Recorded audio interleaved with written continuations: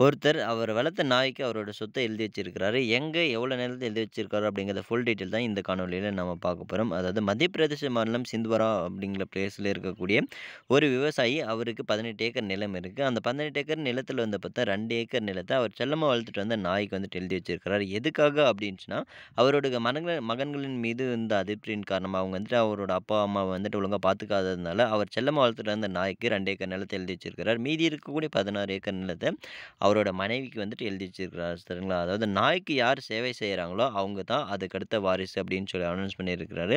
அது மட்டும் இல்லாம உயில் எழுதி வச்சிருக்கிறாரு. இந்த நாய்க்கு யாரெல்லாம் சேவை செய்றாங்களோ, அவங்க தான் என்னோட அடுத்த வாரிசு. அவங்களுக்கு தான் இந்த சொத்து போய் சேரணும் அப்படின்னு சொல்லியிருக்கிறாங்க.